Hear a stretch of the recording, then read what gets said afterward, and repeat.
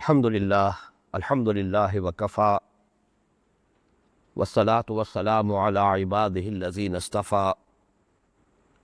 خصوصاً علی افضلہم وخاتم النبیین محمد الامین وعلی آلہ وصحبہ اجمعین اما بعد فقد قال اللہ تبارک وتعالی کما ورد فی سورة القدر اعوذ باللہ من الشیطان الرجیم بسم اللہ الرحمن الرحیم انا انزلناہ فی لیلۃ القدر وما ادراک ما لیلۃ القدر لیلۃ القدر خیر من الف شہر تنزل الملائکۃ والروح فیہا بإذن ربہم من کل امر سلام ہی حتی مطلع الفجر وقال تبارک وتعالی کما ورد فی اول سورة الدخان حامیم والکتاب المبین انا انزلناہ فی لیلۃ مبارکۃ انا کنا منذرین فیہا یفرق کل امر حکیم امرا من عندنا انا کنا مرسلین رحمتا من ربک انہ هو السمیع العلیم صدق اللہ العظیم رب اشرح لی صدری ویسر لی امری واحلل عقدۃ من لسانی یفقہوا قولی اللہم ربنا الہمنا رشدنا واعذنا من شرور انفسنا اللہم ارنا الحق حقا وارزقنا اتباعہ وارنا الباطل باطلا وارزقنا اجتنابہ اللہم ارحمنا بالقرآن العظیم واجعلہ لنا اماما ونورا وہدى ورحمہ اللہم ذکرنا منہ ما نسینا وعلمنا منہ ما جہلنا وارزقنا تلاوتہ آناء اللیل وآناء النہار وَاجْعَلْهُ لَنَا حُجَّةً يَا رَبَّ الْعَالَمِينَ آمین۔ چونکہ 3 ہفتوں کا وقفہ درمیان میں پڑ گیا ہے، لہذا بعض تمہیدی مضامین جو اس سے پہلے متعدد مرتبہ بیان ہو چکے ہیں ان کا ایک اجمالی اعادہ ضروری ہے۔ آپ کو یاد ہوگا کہ سورۃ التکویر کے بعد سے لے کر اب تک ہمارے اس درس قرآن کے سلسلے میں 4 سوروں کا ذکر آیا ہے، تکرار کے ساتھ، اعادے کے ساتھ۔ اس میں سب سے مرکزی 4 سورہ تو وہ تھا جسے میں نے بہت پہلے، کم و بیش 15-20 سال پہلے، ایک نام جس کے لیے تجویز کیا تھا 4 سورہ نور و ظلمت، سورۃ الشمس، سورۃ اللیل، سورۃ الضحیٰ اور سورۃ الانشراح۔ لیکن جیسے کہ اس دوران میں غور کرنے کا موقع ہوا تو یہ بات منکشف ہوئی کہ صرف یہ 4 سورہ نہیں بلکہ اس سے پہلے بھی 2-4 سورے اور اس کے بعد بھی 2-4 سورے بہت نمایاں ہیں اس آخری پارے میں۔ 4 سورے سے مراد کیا ہے؟ یہ بات تو ہمارے پورے مطالعہ قرآن میں بارہا آئی ہے کہ اکثر و بیشتر سورتیں قرآن حکیم کی جوڑوں کی شکل میں ہیں۔ 2 سورتیں مل کر ایک مضمون کی تکمیل کرتی ہیں، یا یوں کہہ سکتے ہیں کہ تصویر کے 2 رخ ہوتے ہیں، ایک رخ ایک صورت میں آ جاتا ہے، دوسرا رخ دوسرے صورت میں آ جاتا ہے۔ اس کو آپ نسبت زوجیت سے تعبیر کر سکتے ہیں، جب 2 چیزیں مل کر کسی مقصد کی تکمیل کر رہی۔ یہ معاملہ تو پورے قرآن حکیم میں بہت نمایاں ہے۔ بعض صورتیں ہیں منفرد مزاج کی، لیکن یہ کہ اکثر و بیشتر صورتیں جوڑوں کی شکل میں ہیں، کہیں وہ بہت ہی زیادہ نمایاں ہے معاملہ، کہیں ذرا خفی ہے۔ لیکن یہ کہ آخری پارے میں یہ 20 صورتیں سورۃ التکویر سے شروع ہو کر سورۃ البینہ پر، سورہ بینہ اب ہم انشاءاللہ اگلے ہفتے پڑھ لیں گے، تو یہ 5-4 سورے گویا کہ ہم ان کا مطالعہ مکمل کر رہے ہیں۔ ان میں جو یہ 4 صورتیں مختلف چھوٹے چھوٹے گروپس کی شکل میں آئی ہیں، ان میں بھی ظاہر ہے کہ 2 صورتوں کے مابین تو وہی نسبت زوجیت ہے، پہلی دوسری یہ ایک جوڑے کی شکل میں ہر 4 سورے میں، پھر تیسری اور چوتھی یہ بھی ایک جوڑے کی صورت میں۔ لیکن غور کرنے سے نظر آتا ہے کہ ان میں بعض مناسبتیں اور بعض ربط جو ہیں وہ مثلاً اس چہار سورے کی پہلی اور آخری صورت کے مابین ہیں، یا پہلی اور تیسری صورت کے مابین مشابہتیں ہیں، یا دوسری اور تیسری کے مابین مشابہتیں ہیں، یا دوسری اور چوتھی کے مابین مشابہت ہیں۔ تو دو دو جوڑوں پر مشتمل یہ چہار سورے کہ جن میں واقعہ یہ ہے کہ مضمون کا ربط زیادہ نکھرتا ہے، اگر انہیں چار صورتوں کے سب گروپس کی صورت میں سامنے رکھا جائے اور ان پر غور و فکر کیا جائے۔ یہ مضامین بار بار آ چکے ہیں، اس وقت صرف میں اجمالاً اعادہ کر رہا ہوں۔ صرف نوٹ کر لیجئے کہ سب سے پہلا چہار سورہ، اس کا مضمون تھا قیامت اور آخرت۔ سورۃ التکویر جس کی مرکزی آیت تھی علمت نفس ما احضرت، سورۃ الانفطار جس کی مرکزی آیت تھی علمت نفس ما قدمت واخرت، سورۃ المطففین آخرت کا ذکر، قیامت کا ذکر، اور پھر سورۃ الانشقاق، اس کا پھر وہی آغاز جیسے اذا الشمس کورت، اذا السماء انفطرت، اذا السماء انشقت، درمیان میں تیسری صورت وہ آئی ہے کہ جس کا آغاز جو ہے وہ مختلف ہے اسلوب کے اعتبار سے، لیکن مضامین کے اندر ربط ہے۔ اس کے اعتبار سے چاروں صورتیں مل کر ایک چہار سورہ بنی اور ان کا عنوان بنا چہار سورہ قیامت و آخرت۔ اس کے بعد کا چہار سورہ سورۃ الاعلیٰ، سورۃ الغاشیہ، سورۃ الفجر، سورۃ البلد۔ اس کے لیے میں آج پہلی مرتبہ عنوان تجویز کر رہا ہوں چہار سورہ دعوت و حکمت۔ پہلے جوڑے میں زور ہے فذکر انما انت مذکر، فذکر ان نفعت الذکریٰ، دعوت دیتے رہیے، تذکیر کرتے رہیے، نصیحت کرتے رہیے، یاد دہانی کراتے رہیے۔ اور سورۃ الفجر اور سورۃ البلد اس میں نہایت اعلیٰ حکیمانہ مضامین بیان ہوئے، خاص طور پر ایک خاص جو ماحول تھا عرب کا، جو ان کا تاریخی، ثقافتی، تمدنی پس منظر تھا، ان کے جو خاص اخلاقی حالات تھے، ان کے پس منظر میں اعلیٰ حکیمانہ مضامین۔ اور سورۃ الاعلیٰ اور سورۃ الغاشیہ میں بھی نہایت اعلیٰ مضامین حکمت کے، سورۃ الاعلیٰ خاص طور پر، وہ تو گویا کہ بعد کی کم و بیش 12 صورتوں کے لیے پریزائڈنگ پوزیشن میں، یہ مضامین میں بیان کر چکا ہوں۔ البتہ اس دوسرے چہار سورے کے لیے ایک عنوان میں نے آج تجویز کیا ہے چہار سورہ دعوت و حکمت۔ اس کے بعد وہ مرکزی چہار سورہ ہے جس کا میں ذکر کر چکا، ان میں تو ترتیب اور نسبت بہت ہی نمایاں، سورۃ الشمس، سورۃ اللیل، سورۃ الضحیٰ، سورۃ الانشراح۔ جیسا کہ میں عرض کر چکا ہوں کہ یہ عنوان جو ہے چہار سورے کا، یہ میرے ذہن میں آیا ہی ان چار صورتوں کے حوالے سے تھا، اور یہ اب سے کوئی 15-20 برس قبل کی بات ہے، کوئی آج کی بات نہیں، لیکن یہ مرکزی چہار سورہ ہے۔ اس کے بعد چہار سورہ نبوت و رسالت جس میں ہم اس وقت ہیں، سورۃ التین کے شروع میں مقامات کے حوالے سے اولو العزم من الرسل کا ذکر، والتین والزیتون وطور سینین وہذا البلد الامین، ذکر ہو رہا حضرت نوح علیہ السلام کا، حضرت عیسیٰ علیہ السلام کا، حضرت موسیٰ علیہ السلام کا، اور حضرت محمد صلی اللہ علیہ وسلم کا، نبوت و رسالت کا یہ چہار سورہ۔ پھر سورہ علق آغاز ظہور نبوت ہے محمد رسول اللہ صلی اللہ علیہ وسلم کا، ابتدائی 5 آیات۔ پھر دوران فرائض رسالت جو کشاکش ہوئی ہے منکرین کے ساتھ، جو تصادم ہوا ہے، اس کی ایک مثال سورہ علق میں ابو جہل کا جو طرز عمل تھا جو زیر بحث آیا۔ اس کے بعد یہ سورۃ القدر ہے، یہ ہے در حقیقت نزول قرآن کا جو وقت ہے جو معین کیا اللہ تعالیٰ نے، کب یہ قرآن اس کا آغاز ہوا نزول کا، یا پورا قرآن جو ہے لوح محفوظ سے سماع دنیا تک اتار دیا گیا۔ اور سورۃ البینہ کا مقصد، سورہ کا مرکزی مضمون کیا ہے کہ مقصد رسالت کیا ہے، اللہ نے رسول کیوں بھیجے؟ لم یکن الذین کفروا من اہل الکتاب والمشرکین منفکین حتی تأتیہم البینہ رسول من اللہ یتلو صحفا مطہرۃ فیہا کتب قیمہ۔ تو یہ چہار سورہ جو ہے اس کے لیے نبوت و رسالت کا عنوان نہایت موضوع ہے۔ اس کے بعد پھر جو 4 صورتیں آنے والی ہے، پھر وہ چہار سورہ ہے انذار آخرت، سورۃ الزلزال، اذا زلزلت الارض زلزالها واخرجت الارض اثقالها وقال الانسان ما لها۔ اس کے بعد سورۃ العادیات، پھر سورۃ القارعہ، القارعہ ما القارعہ وما ادراک ما القارعہ۔ اس کے بعد سورۃ التکاثر، الہاکم التکاثر حتی زرتم المقابر کلا سوف تعلمون ثم کلا سوف تعلمون۔ یہ گویا کہ انذار آخرت پر 4 صورتیں مشتمل ہیں۔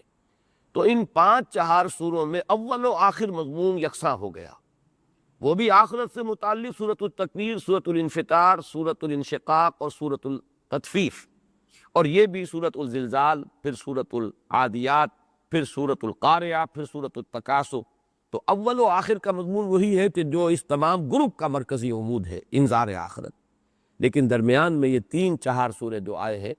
ان میں حکیمانہ مضامین ہے، نبوت و رسالت کے مقاصد کا تذکرہ ہے، پھر یہ کہ نور و ظلمت جو باطن میں بھی ہے اور خارج میں بھی ہے، اس کے حوالے سے نہایت معرفت اور حکمت کے موتی ہے قیمتی کہ جو اس چہار سورے میں آئے ہیں۔ اب اس تمہید کے بعد صرف یہ نوٹ کر لیجئے کہ سورۃ القدر کا جوڑا جو ہے اصل میں وہ سورۃ البینہ ہے۔ ان میں کیا نسبت ہے؟ سورۃ القدر جو ہے وہ آغاز نزول قرآن کے ذکر پر مشتمل ہے، انا انزلناہ فی لیلۃ القدر، اور سورۃ البینہ مقصد نزول قرآن پر مشتمل ہے۔ کیوں نازل کیا گیا یہ قرآن؟ معاذ اللہ، میں صرف بات واضح کرنے کے لیے لفظ استعمال کر رہا ہوں، یہ اللہ کی کوئی ہابی نہیں ہے، کتابیں اتارنا یہ کوئی اللہ کا شغل نہیں، مشغلہ نہیں۔ کیوں اتارا؟ ایک مقصد ہے عظیم، تاکہ دودھ کا دودھ اور پانی کا پانی جدا ہو جائے، تاکہ منفک ہو جائے جنہوں نے کفر کیا ہے، جن کے اندر کجی ہے، جن میں زیغ ہے، جن کے اندر خباثت ہے، وہ علیحدہ ہو جائے، حتی یمیز الخبیث من الطیب، جن کی فطرت سلیم ہے، صالح ہے، وہ علیحدہ ہو جائیں۔ لم یکن الذین کفروا من اہل الکتاب والمشرکین حتی تأتیہم البینہ، یہ تمییز نہیں ہو سکتی تھی جب تک کہ بینہ نہ آ جاتی۔ اور بینہ کیا ہے؟ رسول من اللہ یتلو صحفا مطہرۃ فیہا کتب قیمہ، وہ جو نقشہ مولانا حالی نے کھینچا ہے کہ اتر کر ہرا سے سوئے قوم آیا اور ایک نسخہ کیمیا ساتھ لایا، یہ دونوں مل کر رسول اور کتاب دونوں مل کر بینہ بنتے ہیں۔ ایک بات ان دونوں کے مابین جو قدر مشترک کے طور پر ہے اسے نوٹ کر لیجئے کہ ان دونوں کے بارے میں اختلاف ہے کہ یہ مکی ہے یا مدنی ہے۔ اگرچہ سورۃ القدر کے بارے میں غالب رجحان جو ہے وہ یہ ہے کہ یہ مکی ہے، لیکن رائے موجود ہے کہ یہ مدنی ہے۔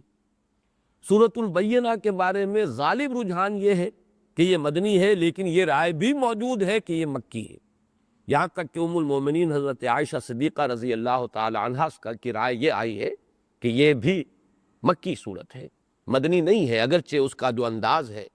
اس میں جو الفاظ استعمال ہوئے ہیں، اس کا جو اسلوب ہے، وہ یقیناً بہت مشابہ ہے مدنی صورتوں کے ساتھ۔ اہل کتاب کا ذکر خاص طور پر یہ جو ہے زیادہ جلی انداز میں جو آیا ہے وہ تو مدنی صورتوں میں آیا ہے، لیکن یہ کہ یہ رائے موجود ہے، اور سب سے بڑھ کر میرے نزدیک اہمیت کی حامل بات یہ ہے کہ ام المومنین حضرت عائشہ صدیقہ رضی اللہ تعالی عنہ کی رائے بھی ہے۔ لیکن ان دونوں میں قدر مشترک کے طور پر صرف اس وقت میں ذکر کر رہا تھا کہ یہ بات بھی ہے کہ دونوں میں اختلاف ہے، دونوں کے بارے میں کہ آیا یہ مکی صورتیں ہیں دونوں یا مدنی صورتیں ہیں۔ میرے نزدیک جو چیز راجح ہے، کیونکہ یہ دونوں اقوال موجود ہیں سلف میں، تو اب ہمارے لیے صرف ترجیح کا مسئلہ ہے کہ ہم کس کو راجح سمجھتے ہیں، کس کو مرجوح سمجھتے ہیں۔ میرے نزدیک راجح یہی ہے کہ یہ دونوں صورتیں مکی ہیں، اور میں مولانا امین حسن اصلاحی صاحب کی اس بات سے متفق ہوں کہ قرآن حکیم میں جو یہ مکی اور مدنی صورتوں کا معاملہ آیا، یہ 7 گروپوں کی شکل میں ہے۔ ہر گروپ میں آغاز میں ایک یا ایک سے زائد صورت مکی ہوگی، اختتام ایک یا ایک سے زائد مدنی پر ہوگا۔ پہلی صورت سورہ فاتحہ مکی، اور 4 صورتیں نہایت طویل، بقرہ اور آل عمران اور نساء اور مائدہ، یہ مدنی۔ اس کے بعد 2 صورتیں مکی، 2 مدنی، انعام اعراف یہ مکی، انفال اور توبہ یہ مدنی۔ اس کے بعد 14 صورتیں سورہ یونس سے لے کر سورہ مومنون تک یہ مکی ہے، اور ایک صورت تنہا سورہ نور یہ مدنی ہے۔ پھر 8 صورتیں آتی ہیں کہ جو مکی ہیں، پھر ایک صورت آتی ہے اور وہ مدنی ہے، وہ سورہ احزاب ہے۔ اس طریقے سے مکی اور مدنی صورتوں کے 6 گروپ تو ہم پڑھ چکے ہیں، اس لیے کہ وہ تو سورہ تحریم پر 6واں گروپ ختم ہو چکا تھا۔ اب یہ 7واں گروپ ہے، اور اگر یہ اصول صحیح ہے جو مجھے صحیح معلوم ہوتا ہے، اگرچہ یقینی طور پر تو بات نہیں کی جا سکتی، حتمی انداز میں نہیں کہا جا سکتا، لیکن میں اپنے اتفاق رائے کا اظہار کر رہا ہوں کہ مولانا امین حسن اصلاحی صاحب کی اس رائے سے مجھے اتفاق ہے کہ یہ 7واں گروپ بھی اسی طرح ہے کہ اس کی اکثر و بیشتر صورتیں مکی ہیں،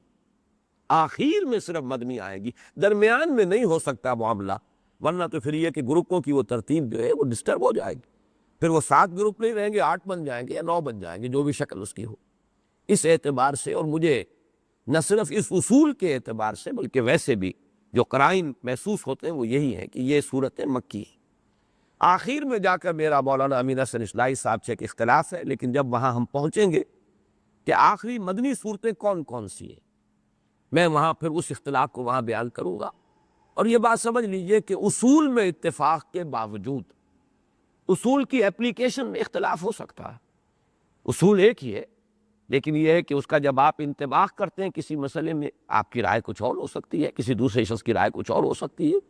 اور اس میں ہم حتمی اور یقینی طور پر کچھ نہیں کہہ سکتے، واللہ عالم کہہ کر ہمیں اپنی رائے ظاہر کرنی چاہیے۔ تو جہاں تک بحیثیت مجموعی اصول کا تعلق ہے مکی مدنی صورتوں کے 7 گروپ، ان میں مجھے کامل اتفاق ہے مولانا اصلاحی صاحب کے ساتھ، لیکن آخری گروپ کی مدنیات کون سی ہے اس میں مجھے ان سے اختلاف۔ اس سے بھی زیادہ گہرا تعلق جوڑا تو ہے اس کا سورۃ القدر کا، سورۃ البینہ، لیکن چونکہ 4 سورہ کے ضمن میں عرض کر چکا ہوں کہ صرف جوڑوں کی نسبت نہیں ہوتی، بلکہ بعض جگہوں پر آپ دیکھیں گے کہ اس 4 سورے کی سورہ نمبر 2 اور سورہ نمبر 3 میں زیادہ گہری ملازمت ہے۔ وہ میں بیان کر چکا ہوں سورۃ العلق کے درس کے ضمن میں۔ 5 آیات ابتدائی سورہ علق کی، اقرأ بسم ربک الذی خلق، خلق الانسان من علق، اقرأ وربک الاکرم الذی علم بالقلم، علم الانسان ما لم یعلم۔ اور 5 ہی آیات ہیں اس سورہ مبارکہ کی سورۃ القدر کی، اور ان میں جو گہرا ربط ہے وہ اظہر من الشمس ہے۔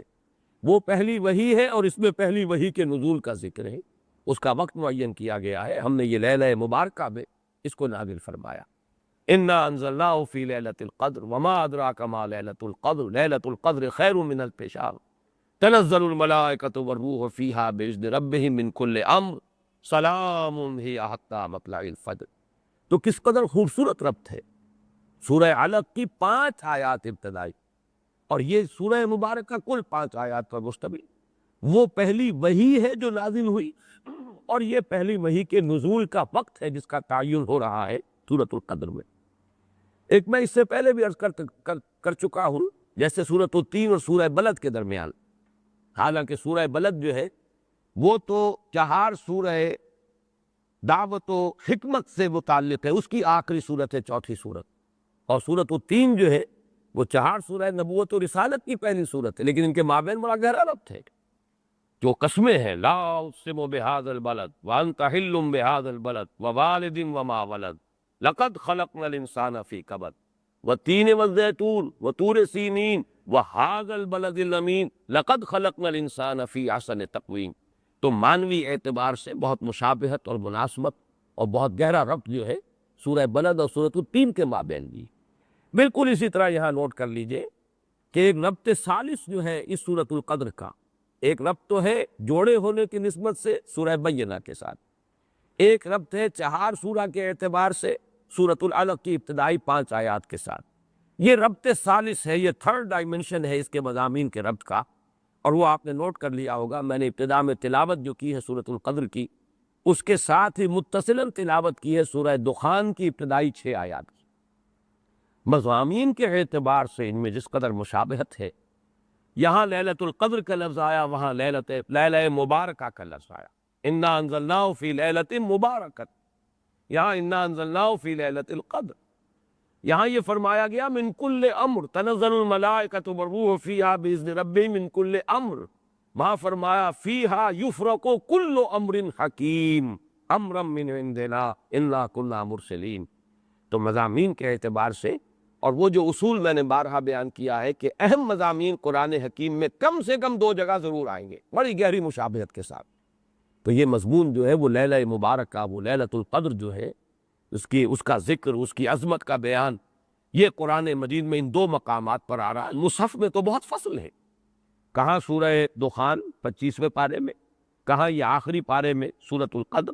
گویا کہ کافی بعد ہے مصحف کے اعتبار سے، لیکن مضامین کے اعتبار سے نہایت قریبی ربط ہے، بہت گہری مشابہت ہے۔ اب آئیے ان تمہیدی مضامین کے بعد ہم اس سورہ مبارکہ کا لفظ بلفظ مطالعہ شروع کریں۔ انا انزلناہ فی لیلۃ القدر، یا نوٹ کیجئے قرآن حکیم میں اللہ تعالیٰ نے اپنی ذات کے لیے کہیں تو واحد کا صیغہ استعمال کیا، اننی انا اللہ لا الہ الا انا فاعبدنی واقم الصلاۃ لذکری، یہ سب واحد کی صیغہ۔ کہیں جمع کا صیغہ آتا ہے، انا انزلناہ فی لیلۃ القدر، انا فتحنا لک فتحا مبینا، انا نحن نزلنا الذکر وانا لہ لحافظون، انا اعطیناک الکوثر۔ تو اس میں ظاہر بات ہے کہ اگرچہ یہ مفرد ہے انی، اور یہ انا جو ہے جمع کا صیغہ ہے، لیکن یہ اظہر من الشمس ہے کہ اس میں اللہ تعالیٰ کی ذات میں کوئی تعدد یا تکسر کا کوئی سوال نہیں، معاذ اللہ ثم معاذ اللہ، کوئی کثرت نہیں ہے، وہ تو وحدت مطلقہ ہے۔ ذات باری تعالیٰ وحدت مطلقہ ہے، جس سے بڑی وحدت اور جس سے گہری وحدت کا ہم تصور بھی نہیں کر سکتے۔ لہذا یہاں پر جمع کا صیغہ کس لیے آیا؟ یہ عربی زبان کا اسلوب ہے کہ جیسے شاہانہ انداز کا کلام ہوتا ہے یہ ہم جو ہے در حقیقت اپنی عظمت، اپنی تفخیم، اپنی جلالت شان، اپنی علو مرتبت، اس کے اظہار کے لیے انا انزلناہ فی لیلۃ القدر، انزلناہ، یہ جو ضمیر مفعولی ہے، ہم نے نازل کیا اس کو لیلۃ القدر میں۔ اب یہ عام طور پر تو اسلوب یہ ہے کہ ضمیر کا استعمال وہاں آنا چاہیے جہاں جس شے کے لیے ضمیر آ رہی ہے اس کا ذکر صراحت کے ساتھ پہلے ہو چکا ہو، عام اسلوب یہی ہے۔ لیکن قرآن حکیم کے اپنے اسالیب ہیں، خاص مخصوص اسالیب ہے۔ قرآن مجید جیسے ہم کہا کرتے ہیں کہ فلاں ادیب جو ہے وہ خود صاحب طرز ادیب ہے، اس نے اپنی طرز خود ایجاد کی ہے، یہ طرز خاص ہے ایجاد میری۔ صاحب طرز ادیب جیسے ہوتے ہیں ہمارے ہاں، جن کو ہم کہتے ہیں، قرار دیتے ہیں، قرآن مجید کے اپنے اسالیب ہیں، اپنا طرز بیان ہے، اور اس میں یہ ہے کہ جو شے بالکل اظہر من الشمس ہو اس کے لیے پہلے سے تذکرہ ہونا ضروری نہیں ہے، اس کے لیے ضمیر لے آئیں گے بغیر اس کے کہ پہلے سے صراحت کے ساتھ اس کے لیے کوئی ذکر موجود ہو۔ اس میں در حقیقت اشارہ یہ ہوتا ہے یہ بالکل سامنے کی بات ہے، اس کے ذکر کی ضرورت ہی نہیں، یہ تو جانی پہچانی بات ہے، یہ تو بالکل مشہور اور معروف حقیقت ہے۔ اسی کی دو مثالیں ہیں، مثلاً یہ کہ سابقہ سورت جو ہے سورۃ العلق، اس میں کہیں ابو جہل کا نام نہیں آیا، لیکن ظاہر بات ہے کہ جب وہ آیات نازل ہوئی ہیں اور جب محمد رسول اللہ صلی اللہ علیہ وسلم نے ان کو پڑھ کر سنایا ہوگا تو شاید ہی کوئی شخص و مکے والا کہ جو نہ پہچان سکا ہو کہ یہ کس کا ذکر ہے۔ ارأیت الذی ینہی عبدا اذا صلی ارأیت ان کان علی الہدی او امر بالتقوی ارأیت ان کذب وتولی الم یعلم بان اللہ یری۔ ظاہر بات ہے اظہر من الشمس سے تو نام لینے کی ضرورت نہیں۔ اسی طریقے سے مثلاً اسلوب جو ہے بہت نمایاں ہو کر آیا ہے سورہ واقعہ کے آخری رکوع میں، کلا اذا بلغت الحلقوم فلولا اذا بلغت الحلقوم، تو کیوں نہیں ایسا ہوتا کہ جب وہ پہنچ جاتی ہے حلق تک، حلقوم تک، کیا پہنچ جاتی ہے؟ اب یہاں پہ اظہر من الشمس سے مراد ہے عالم نزا میں جبکہ جان آ کر ہنسلی میں پھنس جاتی ہے، یہاں گھنگرو بولتا ہے اصل میں حتی اذا بلغت الحلقوم، یہ آخری وقت جو ہے معلوم ہوتا ہے کہ یہاں کوئی آواز آ رہی ہے اور جان یہاں آ کر پھنس گئی، لیکن یہاں جان کا یا نفس کا کہیں لفظ نہیں آیا۔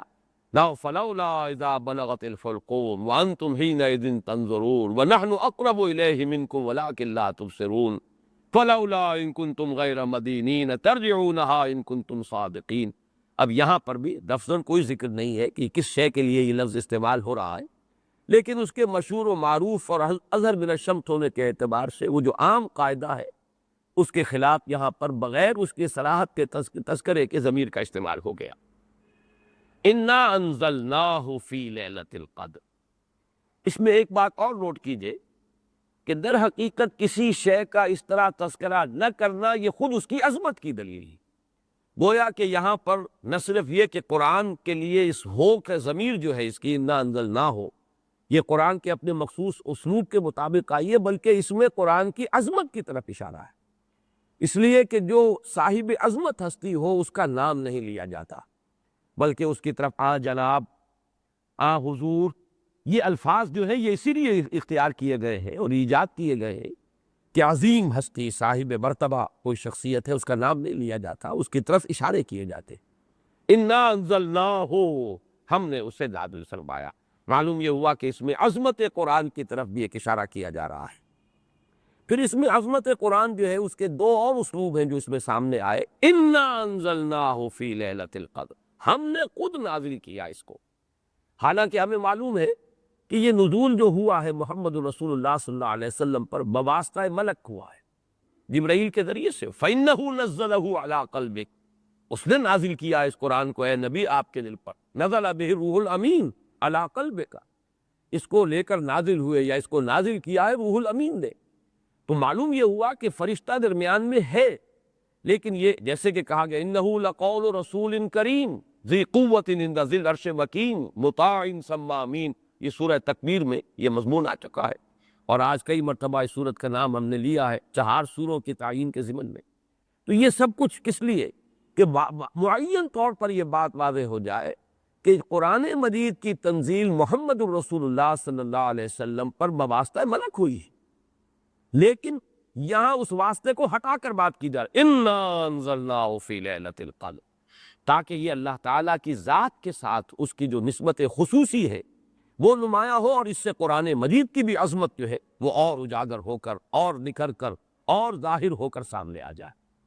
اسی طریقے سے اس کا ایک اور اسلوب بھی ہے کہ وقت نزول جو ہے لیلۃ القدر، جبکہ ہم نے اسے نازل کیا ہے لیلۃ القدر میں، اور پوری صورت جو ہے اب اس لیلۃ القدر کی عظمت پر جو ہے گفتگو کر رہی ہے۔ اس میں بھی گویا کہ نزول قرآن جو ہے اس کے لیے لیلۃ القدر کا انتخاب، یہ بھی عظمت قرآن کے بیان و اظہار کا ایک اسلوب ہے۔ انا انزلناہ فی لیلۃ القدر، اس میں اب تیسری بحث جو ہماری ہے وہ یہ ہے کہ انزال اور تنزیل کا فرق۔ یہ بارہ میں عرض کر چکا ہوں کہ باب افعال سے مصدر آئے اور پھر باب تنزیل سے اسی مادے سے اگر مصدر آئے تو ان میں فرق کیا ہوتا ہے۔ باب افعال میں کسی کام کا دفعتاً کر دے گا، ایک ہی مرتبہ یک بارگی جسے ہم کہتے ہیں کام کو مکمل کر دے گا۔ باب تفعیل میں تدریجاً، یہ تدریج خود جو ہے تفعیل کے وزن پر ہے، تدریجاً تھوڑا تھوڑا کر کے کسی کام کو بڑے اہتمام کے ساتھ، اس لیے کہ جب اہتمام ہوتا اور جب اس کی خاص توجہ ہوتی ہے تو رفتار کم ہو جائے گی، اور جب کہیں کسی کام کو بس تیزی سے کر دیا جائے تو پھر اتنی توجہ کی ضرورت نہیں ہوتی۔ اس میں مثال جو ہے بہت نمایاں اعلام اور تعلیم۔ اعلام کے معنی خبردار کر دینا، بتا دینا، بس بتا دیا، اب تمہاری سمجھ میں آیا ہے تو آیا ہے، نہیں آیا تو نہیں آیا، اگر آیا ہے تو ٹھیک ہے، نہیں آیا تو دفع ہو جاؤ۔ ہمارا کام تھا بتا دینا، ہم نے بتا دیا، یہ اعلام ہے، بتا دی اعلام۔ تعلیم، تعلیم ہے ذہن نشین کرنا، اتارنا، بٹھانا، سمجھانا، تھوڑا تھوڑا کر کے بٹ بائی بٹ، پھر یہ دیکھنا کہ یہ بات سمجھ میں آ گئی تو اگلا قدم، یہ بھی اگر سمجھ میں آ گئی تو اگلی بات، یہ تعلیم ہے۔ تو اسی طریقے سے جو اعلام اور تعلیم کا فرق ہے وہی فرق ہے انزال اور تنزیل کا۔ اور یہ الفاظ دو قرآن مجید میں اگرچہ کہیں کہیں استثناءات ہیں، لیکن آپ کو معلوم ہے کہ یہ تو اصول ہے دنیا میں ہر جگہ پر، ایکسیپشنز پروو دی رول، اگر کہیں استثناءات آ جائے تو اس سے قانون جو ہے اور کلیات پوچھتے نہیں ہیں بلکہ اور موقد ہو جاتے ہیں۔ تو یہ بات نوٹ کر لیجئے کہ استثناءات تو اگرچہ ہیں انزال اور تنزیل کے استعمال میں،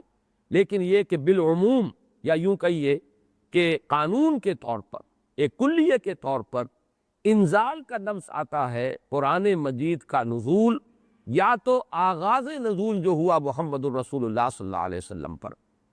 یا پورے قرآن کا نازل کیا جانا لوح محفوظ سے سماع دنیا تک، چونکہ یہ دفعتاً ہوا ہے، پورا قرآن ہے کہ جو نازل کر دیا گیا۔ یہ دونوں آراء جو ہے ہمارے ہاں مفسرین کے ہاں موجود ہے۔ امام شعبی کی رائے یہ ہے کہ انا انزلناہ فی لیلۃ القدر سے مراد یہ ہے کہ اس کا آغاز نزول ہوا ہے لیلۃ القدر میں۔ حضرت عبداللہ ابن عباس رضی اللہ تعالی عنہما، اور ظاہر بات ہے کہ ان کی رائے بہت زیادہ اہمیت کی حامل ہے، وہ حبر الامہ ہے، ان کے بارے میں حضور کی خصوصی دعا ہے اللہم فقہہ فی الدین وعلمہ التاویل، اے اللہ اس نوجوان کو دین کا فہم اور تفقہ عطا فرما اور اسے تعویل و تفسیر کا علم جو ہے بالخصوص وہ عطا فرما۔ تو حضرت عبداللہ ابن عباس اسی وجہ سے رضی اللہ تعالی عنہما حبر الامہ، حبر کہتے ہیں بہت بڑے عالم کو، حالانکہ وہ نوجوان تھے، لیکن یہ کہ ان کی رائے یہ ہے کہ اس سے مراد یہ ہے کہ پورا قرآن حکیم لوح محفوظ سے سماع دنیا تک لیلۃ القدر میں نازل کر دیا گیا۔ یہ کام دفعتاً ہوا، اسی لیے لفظ انزال آیا ہے۔ وہ لیلۃ القدر کا تذکرہ ہو رہا ہے تو انا انزلناہ فی لیلۃ القدر. پھر یہ کہ رمضان مبارک میں وہ لیلۃ القدر ہے تو شہر رمضان الذی انزل فیہ القرآن. یہاں پر جو مجہول کا صیغہ آیا وہی باب پاک سے آیا ہے، لیکن حضور پر جو قرآن کا نزول ہوا ہے وہ سب کو معلوم ہے کہ 22 برس میں اس کی تکمیل ہوئی ہے، تھوڑا تھوڑا کر کے نازل ہوا ہے. پہلی آیتیں 5 نازل ہوئی جو ہم پڑھ چکے ہیں پچھلے درس میں، اس کے بعد 7 آیتیں نازل ہوئی سورہ نون کی، اس کے بعد 7 آیتیں نازل ہوئی سورہ مزمل کی، اس کے بعد 7 آیتیں نازل ہوئی سورہ مدثر کی، اس کے بعد 7 آیتوں پر مشتمل نازل ہوئی سورہ فاتحہ، اس کے بعد 5 آیتیں پر مشتمل سورت نازل ہوئی سورۃ اللہب. تو یہ نجمن یہ تقریباً 22 برس میں جا کر اس کی تکمیل ہوئی ہے تنزیل کی. اب یہاں لفظ تنزیل ہوتا ہے فَإِنَّهُ نَزَّلَهُ عَلَىٰ قَلْبِكَ، اے محمد آپ کے قلب پر جو ہے یہ تنزیل کے طور پر آیا ہے، نجمن آیا ہے، تھوڑا تھوڑا کر کے آیا ہے، رفتہ رفتہ آیا ہے، تدریجاً آیا ہے. بلکہ یہ بحث تو کئی بار آ چکی ہے کہ حضور کو تو اشتیاق رہتا تھا، آپ چاہتے تھے کہ جلدی جلدی قرآن نازل ہو، اور آپ جو ہے شکوہ بھی کرتے تھے حضرت جبرائیل سے کہ آپ دیر دیر سے اور وقفہ ڈال کر آتے ہیں، جس کی کہ پھر قرآن مجید میں ہی مذکور ہے سورہ مریم میں، جو ان کی طرف سے ایک وضاحت آئی ہے وَمَا نَتَنَزَّلُ إِلَّا بِأَمْرِ رَبِّكَ. اور پھر اس کے علاوہ دوسرے مقام پر وَلَا تَعْجَلْ بِالْقُرْآنِ مِنْ قَبْلِ أَن يُقْضَىٰ إِلَيْكَ وَحْيُهُ، اے نبی جلدی نہ کیجیے، قرآن مجید کی آپ پر تنزیل جو ہے اس کے اندر جو وقت اور جو اس کے اندر وقفے ہیں یہ اللہ تعالیٰ کے حکمت کے تحت ہے، اور ان کے اندر حکمت مثمر ہے، لہذا آپ جلدی نہ کیجیے. وَلَا تَعْجَلْ بِالْقُرْآنِ مِنْ قَبْلِ أَن يُقْضَىٰ إِلَيْكَ وَحْيُهُ. تو اس اعتبار سے نوٹ کر لیجئے کہ تنزیل جو ہے وہ محمد الرسول اللہ صلی اللہ علیہ وسلم پر نزول قرآن کے لیے، اور انزال ہے قرآن مجید کا دفعتاً نازل ہو جانا.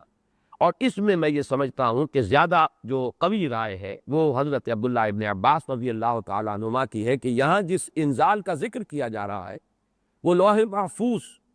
اور یہاں ذرا گن لیجئے قرآن مجید میں لوح محفوظ کے لیے 2 الفاظ اور بھی آئے ہیں، انہو فی ام الکتاب لدینا لعلی الحکیم.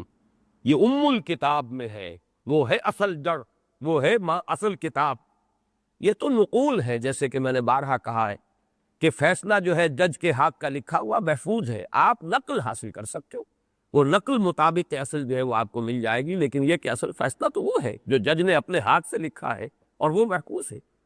اسی طریقے سے اصل قرآن تو جس کو کہا گیا فی کتاب مکنون لا یمسہ الا المطہرون، تو کتاب مکنون، لوح محفوظ، ام الکتاب، یہ 3 جو ہے مختلف اسلوب ہے اس حقیقت کو بیان کرنے کے لیے کہ وہ اس عالم امر میں، وہ 7ویں آسمان سے بھی اوپر کہیں کوئی ہے جس کی حقیقت کو اس وقت ہم نہیں سمجھ سکتے، وہ لوح محفوظ ہے، وہ ام الکتاب ہے، وہ کتاب مکنون ہے. وہاں سے یہ پورا قرآن نازل کر دیا گیا دفعتاً واحدہ، جملتاً واحدہ، لیلۃ القدر میں، کہ جو کہ رمضان مبارک کی ایک شب تھی سمائے دنیا تک.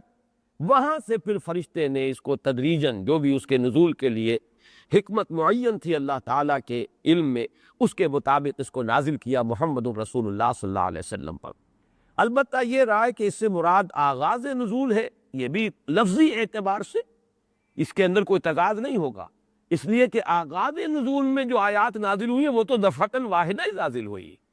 اقرأ بسم ربک الذی خلق، خلق الانسان من علق، اقرأ وربک الاکرم الذی علم بالقلم، علم الانسان ما لم یعلم. تو یہ تو ظاہر ہے کہ ایک ہی وقت میں 5 آیات نازل ہوئی، لہذا امام شافعی کی رائے جو ہے وہ بھی یہاں تک کہ لغوی بحث ہے اس کے اعتبار سے اس کو رد نہیں کیا جا سکتا. لیکن یہ کہ جیسا کہ میں نے عرض کیا ہمارے لیے زیادہ اہمیت کا قول جو ہے وہ حضرت عبداللہ ابن عباس کا ہے رضی اللہ تعالی عنہما. اب آئیے لیلۃ القدر، انا انزلناہ فی لیلۃ القدر، اس میں قدر سے مراد کیا ہے؟ قدر کی رات.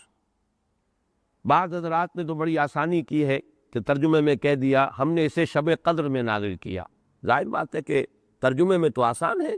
لیل کی جگہ شب کا لفظ لے آئیے اور اس کے ساتھ قدر کے لفظ کو جو کا تو رکھ دیجئے. یہی وجہ ہے کہ اردو میں ترجمہ کرنا، اردو میں درس دینا قرآن کا بہت آسان ہے، لیکن کوئی ایسی اجنبی زبان ہو کہ جس کے الفاظ سرے سے مناسبت نہ رکھتے ہو عربی زبان کے الفاظ کے ساتھ، وہاں بہت مشکل ہو جاتا ہے. اب اگر آپ انگریزی میں ٹرانسلیٹ کریں گے اس کو تو آپ کو کوئی مفہوم معین کرنا پڑے گا، کوئی ایک لفظ سلیکٹ کرنا پڑے گا، آپ قدر کے لفظ کو تو وہاں پر ریٹین نہیں کر سکتے، تو بہت مشکل ہو جائے گا ان زبانوں میں، چونکہ ہماری زبان جو ہے اس میں تو اکثر و بیشتر اصطلاحات جو ہے وہ تو قرآن مجید کی جوں کی تو منتقل ہو گئی۔ تقویٰ کا لفظ ہے تو جوں کا تو ہے، ایمان کا لفظ ہے تو جوں کا تو ہے۔ اس اعتبار سے اردو میں ترجمہ یا اردو میں درس قرآن دینا بہت آسان ہے، لیکن کسی اور زبان میں کہ جس کا کوئی بھی ربط نہ ہو اردو کے ساتھ، عربی کے ساتھ، فارسی کے ساتھ، بہت مشکل۔ اس قدر سے مراد کیا ہے؟ اس کے ضمن میں 3 آراء ہے کہ جو ملتی ہیں، 2 بہت مشہور ہیں، تیسری ذرا ایک شاذ رائے ہے، لیکن یہ کہ بہرحال وہ بھی میں چاہتا ہوں کہ آپ کے علم میں آ جائے۔ قدر سے مراد ایک تو یہ ہے کہ یہ تقدیر الامور، یہ رات وہ ہے کہ جس میں 1 سال کے لیے مقادیر اور تقدیروں کا تعین ہو جاتا ہے۔ اگرچہ ایک لفظ میں نے استعمال غلط کر دیا اس جملے میں، تعین تو وہ ہو چکا ہے ازل میں، اللہ تعالیٰ کے علم ازلی میں تو وہ چیزیں پہلے سے موجود ہیں، کب کس وقت کس شے کو ظہور پذیر ہونا ہے، کب کس وقت کس جگہ کون سا واقعہ ظاہر ہوگا، لیکن یہ ہے کہ وہ تو اللہ کا علم قدیم ہے، علم کی حد تک وہ علم قدیم ہے، وہ تو ہمیشہ سے شے جو ہے موجود ہے اللہ کے علم قدیم میں، لیکن یہ کہ ہر سال کا معلوم ہوتا ہے کہ جیسے ہمارے ہاں ایک مفہوم ہے بجٹ سیشن ہے، سال بسال کچھ چیزیں معین کی جاتی ہیں، اس اعتبار سے ہر سال یہ ایک شب آتی ہے کہ جس میں اس سال سے متعلق امور فرشتوں کے حوالے کر دیے جاتے ہیں۔ اس اصل جو ہے ام الکتاب سے یوں سمجھ لیجئے، ام الکتاب اب یہاں میں لفظ استعمال کر رہا ہوں، اللہ تعالیٰ کا علم قدیم، اللہ تعالیٰ کے علم قدیم میں جو چیزیں معین ہیں، جو آنے والے سال کے لیے جو حالات، حوادث، واقعات جو بھی ظہور پذیر ہونے ہیں، ان کے بارے میں اللہ کے جن فیصلوں کی تنفیذ ہونی ہے وہ حوالے کر دی جاتی ہیں فرشتوں کے کہ وہ ان کو تنفیذ کریں۔ یہ گویا کہ تقدیر کی رات ہے، لیلۃ القدر، یعنی وہ رات جس میں تقدیر الامور، تمام معاملات جو ہے ان کا معاملہ طے کر دیا جاتا ہے، اور اس کی تائید ہوتی ہے وہ سورہ دخان کی آیت سے فیہا یفرق کل امر حکیم، اور اس آیت میں جو لفظ آیا وہ بہت پیارا آیا، یفرق، اس رات میں ہر بات جو پختہ ہے وہ جدا کر دی جاتی ہے۔ فرق کے معنی جدا کرنا، فرق علیحدہ کر دینا، فرق کے معنی ہے کسی شے کے ٹکڑے کر دینا، وہ فرق ہوگا۔ فرقوا دینہم، انہوں نے اپنے دین کے ٹکڑے کر دیے، کسی شے کو، کسی جز کو کل سے جدا کرنا، یہ فرق ہوگا۔ تو معلوم ہوا فیہا یفرق کل امر حکیم، میں آج سوچ رہا تھا تو انگریزی کا ایک لفظ بہترین ذہن میں آیا، ایشو ہو جانا، ایک سے ایشو کر دی جاتی، اب یہ آرڈرز ایشو ہو گئے، طے ہے علم قدیم میں، اللہ تعالیٰ کا وہ علم قدیم جو ازلی ہے اس میں تو وہ چیزیں ہیں، لیکن اس سال کے لیے وہ آرڈرز ایشو کر دیے گئے، فیہا یفرق کل امر حکیم امرا من عندنا، ہمارے پاس سے ان معاملات کا معاملہ جو ہے فیصلہ ہوتا ہے، کوئی اور طاقت نہیں ہے فیصلہ کرنے والی، وہ فیصلے ہمارے ہی ہیں، ہمارے ہی پاس سے وہ فیصلے جو ہیں صادر ہوتے ہیں، لیکن یہ کہ اس شب میں لیلہ مبارکہ اسے کہا گیا، انا انزلناہ فی لیلۃ مبارکۃ انا کنا منذرین فیہا یفرق کل امر حکیم امرا من عندنا انا کنا مرسلین، وہ ہمارے پاس سے وہ فیصلے جو ہے وہ صادر ہو کر اور حوالے کر دیے جاتے ہیں، گویا کہ آپ جیسے کہتے ہیں آرڈر ایشو ہو گئے، آپ کے تبادلے کے یا آپ کی ترقی کا جو حکم ہے ایشو ہو گیا۔ تو یہ گویا کہ یہ 1 سال کا معاملہ، اور اس کے ساتھ یہ نوٹ کر لیجئے قرآن حکیم میں معلوم ہوتا ہے کہ اللہ تعالیٰ کے ہاں سے یہ فیصلے جو ہے قضاء و قدر کے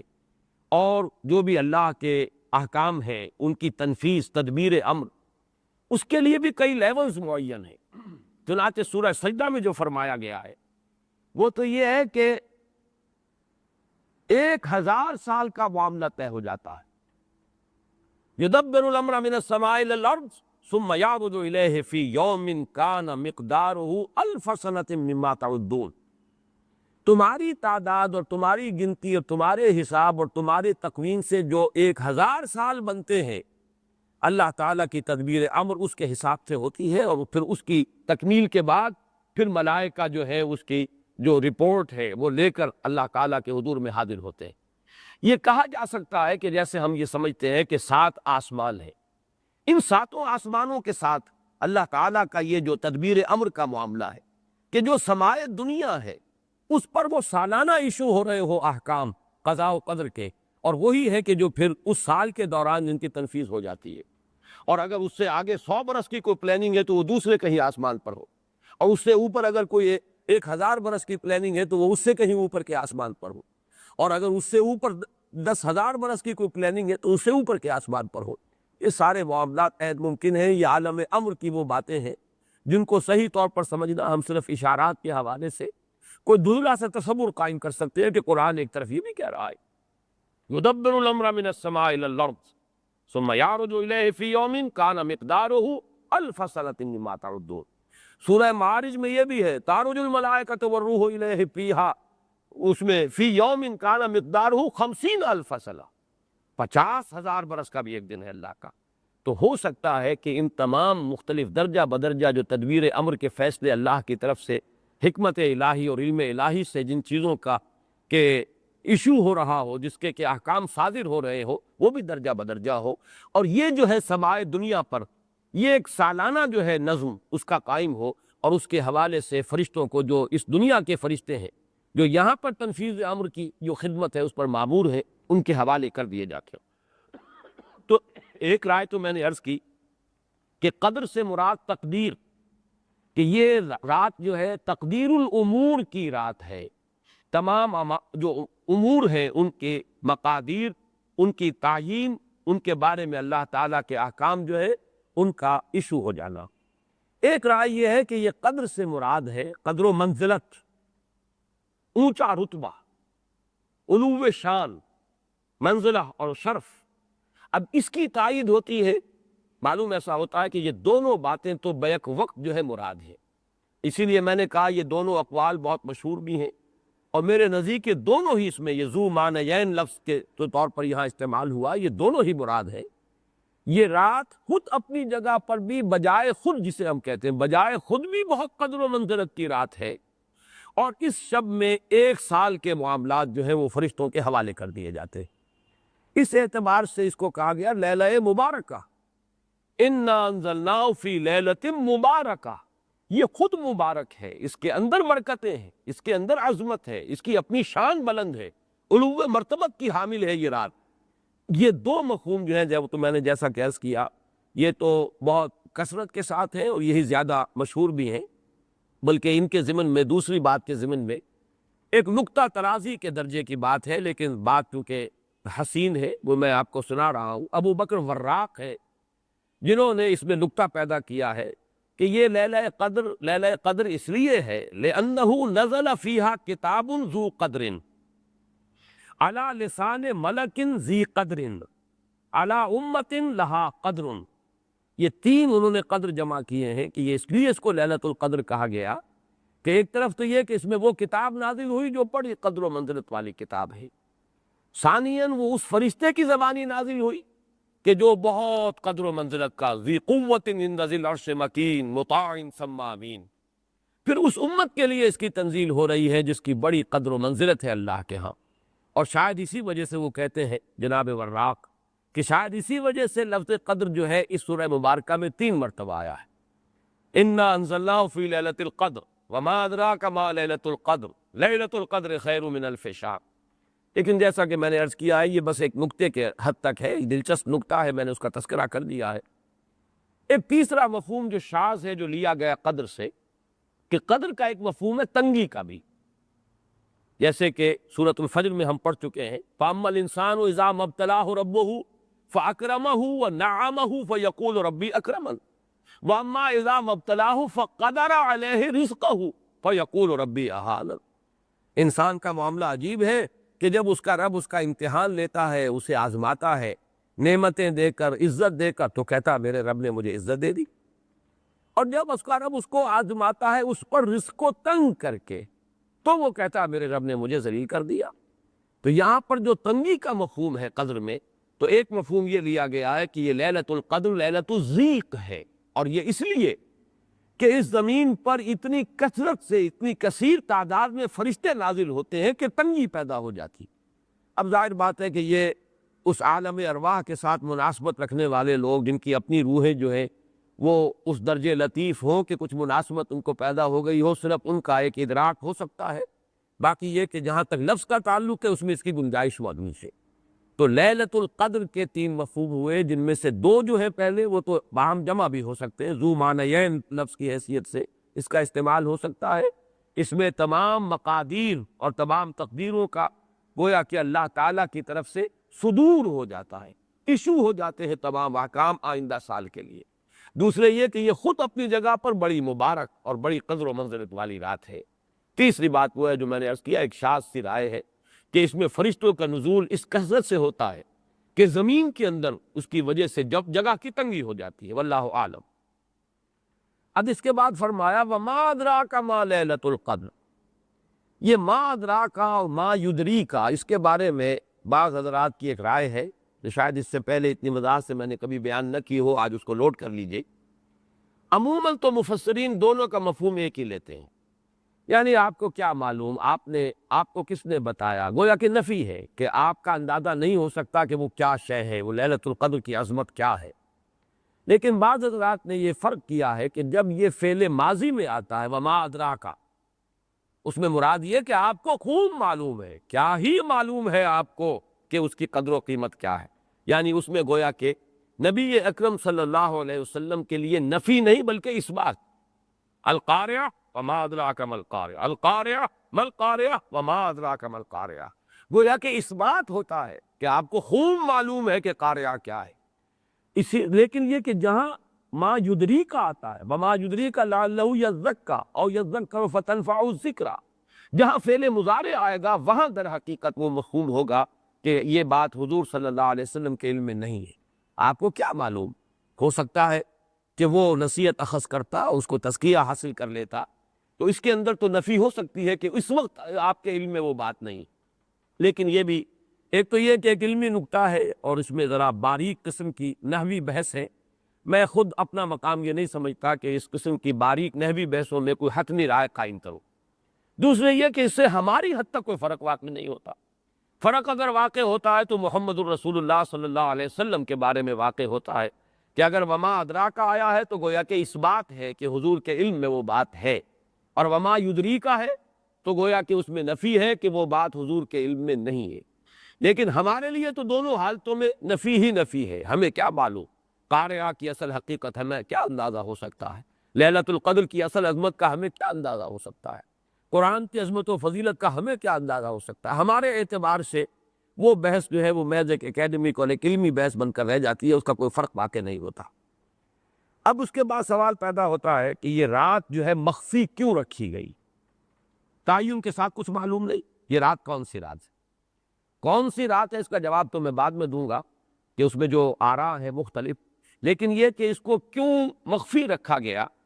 اس پر کچھ پیاری باتیں ہیں جو مفسرین نے کہی ہیں۔ پہلی بات تو یہ کہ جتنی عظیم چیزیں ہیں ان سب کو مخفی رکھا گیا۔ قیامت کب آئے گی؟ مخفی آئے گی، یہ یقینی ہے۔ کب آئے گی؟ یہ تو ان امور میں سے ہے کہ جس کا علم نبی اکرم صلی اللہ علیہ وسلم کو بھی نہیں دیا گیا، جبرائیل کو بھی نہیں دیا گیا۔ چنانچہ حدیث جبرائیل میں واضح طور پر الفاظ موجود ہیں وَمَا الْمَسْئُولُ عَنْهَا بِأَعْلَمَ مِنَ السَّائِلِ،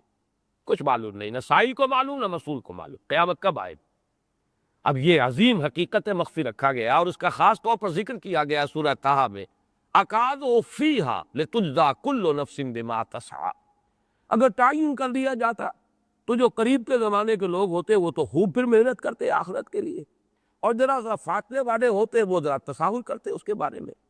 اس کو رکھا گیا ہے، تلوار لٹکی ہوئی ہے، کسی بھی وقت گر سکتی ہے، یہ جیسے گلوٹین کبھی اگر آپ نے دیکھا ہو جس طریقے سے کہ اس کا چھرا گرتا ہے، کسی بھی وقت گر سکتی ہے، لہٰذا ہر وقت چوکس رہو، چوکنے رہو، جیسے کہ صحابہ کرام کی شان معلوم ہوتی ہے بعض روایات سے کہ ذرا تیز ہوا چلتی تھی تو وہ سمجھتے تھے قیامت آ گئی۔ اس درجے استحضار تھا اعصاب کے اوپر، اس کا اتنا اثر تھا کہ ذرا تیز جھکڑ چلا اور انہوں نے سمجھا قیامت آ گئی۔ تو اس طریقے سے قیامت کو مخفی رکھا گیا۔ اکاد فیہا لتجزیٰ کل نفس بما تسعیٰ، نہ آج سے 100 برس پہلے والوں کو معلوم تھا کہ قیامت کب آئے گی، نہ آج والوں کو معلوم ہے، نہ اگر ابھی دنیا کی عمر ہے ابھی 100 برس اور تو قیامت سے ایک دن پہلے بھی شاید یقینی طور پر معلوم نہ ہو سکے کہ کل قیامت آ رہی ہے، تاکہ ہر وقت جو ہے امتحان اتنا ہی شدید رہے، اتنا ہی کڑا امتحان رہے ہر ایک کے لیے۔ لتجزیٰ کل نفس بما تجزیٰ بما تسعیٰ، تاکہ ہر ذی نفس کو بدلہ ملے اس کی سعی کے مطابق۔ اسی طریقے سے موت کا وقت معلوم نہیں، وما تدری نفس بأی ارض تموت، کہاں موت آئے گی کچھ معلوم نہیں، کہاں موت آئے گی، کب موت آئے گی کچھ معلوم نہیں۔ اسی طرح نوٹ کیجئے صلاۃ وسطیٰ، حافظوا علی الصلوات والصلاۃ الوسطیٰ معین نہیں ہے، اس کے لیے آراء اگرچہ ہے، اکثر آراء جمع ہو گئی ہیں صلاۃ العصر کے بارے میں، لیکن تعین سے حتمی طور پر نہیں کہہ سکتے۔ یہ رائے بھی ہے کہ کوئی بھی معین نہیں، تمام نمازیں جو ہے وہ صلاۃ وسطیٰ کے حکم میں۔ بہترین نماز کوشش کرو کہ پوری محافظت کرو، صرف نماز کی نہیں، بہترین نماز کی، ہر نماز تمہاری بہترین نماز ہونی چاہیے، ہر روز روز عید ہو، ہر شب شب برات۔ اگر اللہ تعالیٰ کے ساتھ کوئی قلبی ربط ہے تو ہر دن جو گزر رہا ہے وہ روز عید ہے، اور ہر شب جو گزر رہی ہے وہ شب برات ہے۔ لیکن اگر وہ کہ انسان کو غفلت ان کے قلب پر طاری ہے تو وہ عید کا دن بھی اس کے لیے ایک عام دن ہے، اور شب برات بھی اس کے لیے ویسی ہی ایک رات ہے جیسے کہ ہر روز آتی ہے اور چلی جاتی ہے۔ اس اعتبار سے اس کو بھی خاص جو ہے معین نہیں کیا گیا صلاۃ وسطیٰ کون سی ہے۔ اسی طرح بعض روایات میں جو آتا ہے اسم اعظم، اللہ کا ایک نام ایسا ہے کہ اس کے واسطے سے اللہ سے جو بات مانگی جائے وہ رد نہیں ہو، لیکن وہ کون سا نہیں بتایا گیا۔ اقوال ہیں، اندازے ہیں، حی و قیوم پر زیادہ، الحی القیوم پر زیادہ لوگوں کا جو ہے وہ اجماع ہوا ہے، لیکن یہ کہ یقین سے نہیں کہہ سکتے۔ تو اسی میں اس کو بھی نوٹ کر لیجئے کہ اس کو مخفی رکھا گیا ہے لیلۃ القدر کو۔ لوگ زیادہ سے زیادہ محنت کریں، زیادہ سے زیادہ مشقت کریں، اس کے لیے جو بھی اس کی قدر و منزلت سے کسی درجے میں آگاہ ہے، وہ اگر معین ہی ہو جاتا کہ ایک شب یہ ہے تو پھر تو سب کے سب اس رات میں محنت کر لیتے، باقی راتیں جو ہے وہ پھر سونی اور ویران گزرتی۔ لیکن یہ کہ مطلوب یہ ہے کہ زیادہ سے زیادہ راتیں آباد ہوں، زیادہ سے زیادہ راتوں میں ذکر ہو، عبادت ہو، دعا ہو، اس لیے اس کو مخفی رکھا گیا، یہ حکمت ہے۔ اس میں بھی ایک عجیب نکتہ ہے جو امام رازی رحمۃ اللہ علیہ نے بیان کیا ہے، اور حوالہ اگرچہ نہیں دیا اس حدیث کا، لیکن ایک روایت کے حوالے سے بات بیان کی ہے کہ اس کے ظاہر نہ کرنے میں بھی اللہ کی ایک شفقت اور رحمت ہے بندوں کے حق میں، اس لیے کہ اس کی قدر جتنی زیادہ ہے اتنی ہی اس کی ناقدری پر سزا ہوگی۔ اگر معلوم ہو کہ یہ شب ہے، اس کی ناقدری کو انسان کرے تو گویا کہ پھر وہ اتنا ہی زیادہ مورد عقاب اور مورد سزا بن جائے گا۔ اس کے لیے ایک بڑا پیارا واقعہ نقل کیا امام رازی نے کہ حضور صلی اللہ علیہ وسلم حضرت علی رضی اللہ تعالی عنہ ایک روز مسجد میں داخل ہوئے، ساتھ ہی آئے ہیں، دیکھا کہ ایک شخص سو رہا ہے، نماز کا وقت ہو چکا تھا۔ حضور نے حضرت علی سے فرمایا کہ اسے جگا دو، اسے ہوش میں لے آؤ تاکہ یہ وضو کرے، نماز کے لیے تیاری کرے۔ حضرت علی نے امتثال امر کیا، جا کر جگا دیا۔ لیکن پھر ایک سوال کیا حضرت علی نے کہ حضور آپ تو خود نیکی کے کاموں میں بہت سبقت فرمانے والے ہیں، سباق بالخیر یہ لفظ آئے، سبقت کرنے والے بہت کثرت کے ساتھ، تو آپ نے یہ جو ہے یہ کام خود کیوں نہیں فرمایا، اور مجھے کیوں اس کے لیے آپ نے حکم دیا؟ آپ خود بھی اسے جگا سکتے تھے۔ آپ نے فرمایا کہ تم اس کی حکمت کو سمجھ لو، میرے جگانے پر اگر وہ نہ جاگتا اور انکار کر دیتا تو کفر ہو جاتا اس کے حق میں، اور تمہارے جگانے پر اگر کوئی تساہل سے بھی وہ کام لیتا تو وہ کفر نہ ہوتا۔ یہ ایک فرق ہے کہ اللہ تعالیٰ کی طرف سے شفقت ہے کہ حضور صلی اللہ علیہ وسلم جگاتے اور کسی درجے میں وہ انکار کر دیتا۔ کبھی ایسا بھی ہوتا آدمی نیند میں ہے اور وہ کہتا ہے جاؤ جاؤ مجھے آرام کرنے دو، تو اگر میرے ساتھ یہ معاملہ ہوتا تو وہ کفر کے درجے کو پہنچ جاتی بات، لیکن اگر تمہارے ساتھ یہ معاملہ ہو بھی جاتا تو اس درجے شدید نہ ہوتا۔ تو گویا کہ حضور نے اس شخص پر شفقت کے اعتبار سے یہ سکر اختیار کی کہ خود نہیں جگایا، بلکہ یہ کہ حضرت علی رضی اللہ تعالیٰ عنہ کو حکم دیا کہ اسے جگا دی۔ تو یہ نکتہ کہ لیلۃ القدر کے اخفاء میں یہ بات بھی ہے کہ اگر اس کو عیاں کر دیا جاتا، معین کر دیا جاتا، تو پھر جو لوگ اس سے غافل رہتے پھر وہ بہت سخت ناقدری کا ارتکاب کرتے اور بڑی سزا کے مستوجب ہو جاتے۔ اب آپ چھٹی بحث ہے کہ وہ رات کون سی ہے۔ اگرچہ ایک رائے شاذ یہ بھی ہے کہ وہ رمضان سے باہر کی رات بھی ہو سکتی ہے، لازم نہیں ہے کہ رمضان ہی کی کوئی شب ہو۔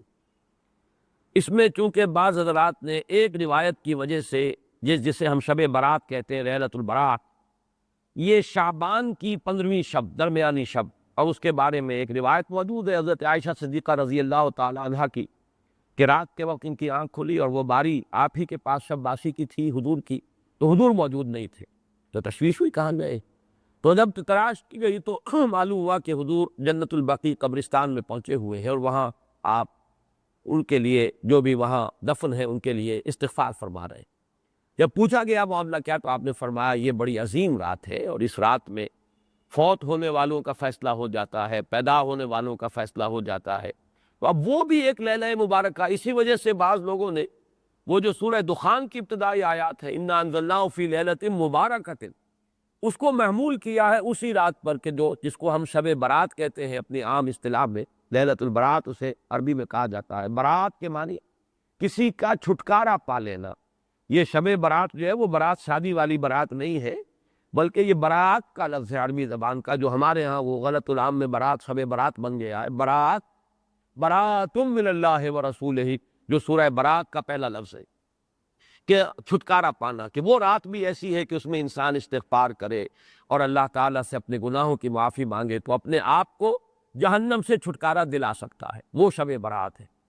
اس اعتبار سے کچھ لوگوں نے گمان کیا کہ شاید لیلۃ القدر اور لیلہ مبارکہ اس حدیث کی روح سے وہی شب ہے، وہ ظاہر بات ہے کہ خارج از رمضان مبارک ہے، اور یہ کہ اس کے علاوہ بھی بعض آراء ہیں، لیکن یہ آراء جو ہے شاذ کے درجے میں۔ میں یہ کہہ سکتا ہوں کہ تقریباً اجماع ہے اس پر کہ یہ رات رمضان مبارک ہی کی ایک رات ہے۔ اس کی دلیل ایک تو یہ کہ القرآن یفسر بعضہ بعضا کے اصول کے مطابق قرآن مجید کے اندر سورہ بقرہ میں یہ واضح کر دیا گیا شہر رمضان الذی انزل فیہ القرآن، رمضان مبارک کا مہینہ وہ ہے کہ جس میں قرآن نازل کیا گیا، اور یہاں فرمایا انا انزلناہ فی لیلۃ القدر، ہم نے اس کو اتارا ہے